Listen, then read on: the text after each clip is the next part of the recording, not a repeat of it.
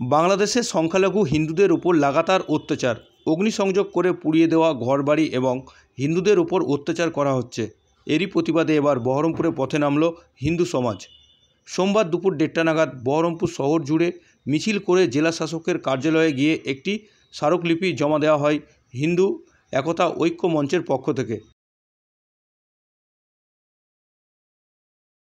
করতে চায়, ছোট্ট সমাজের উপর চাপ সৃষ্টি করতে চায়, সকলে এগিয়ে আসুন। নিরীহ হিন্দুদের উপর অত্যাচার চলছে, তার বিরুদ্ধে গর্জে উঠুন বন্ধুগণ। ভারতবর্ষে, বাংলাদেশে হিন্দুদের ভয়াবহ অবস্থা, তারা আজকে ভিখারি স্তরে নেমে এসেছে।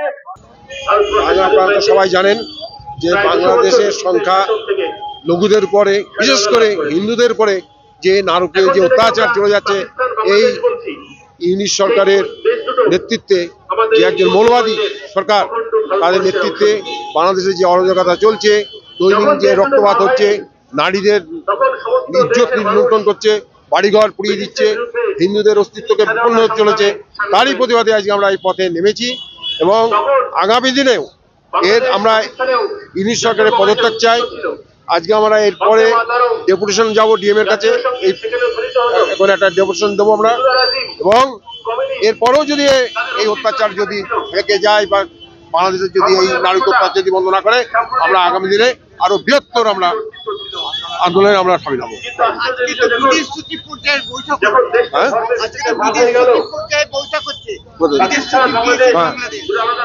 দেখি সেখানকার জন্য আমরা প্রতীক্ষা করছি, তার জন্য কি রেজাল্ট হচ্ছে দেখি, তার রেজাল্টটা কি হচ্ছে আমরা দেখি, তারপরে পরবর্তী আমাদের প্রোগ্রাম সেইভাবে চলবে।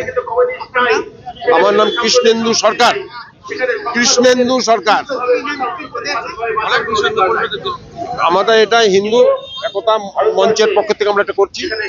হিন্দু একতা মঞ্চের আমি কনভেনার, আর এমনি ব্যক্তিগত কৃষ্ণেন্দু বসুর জেলা সভাপতি আমি।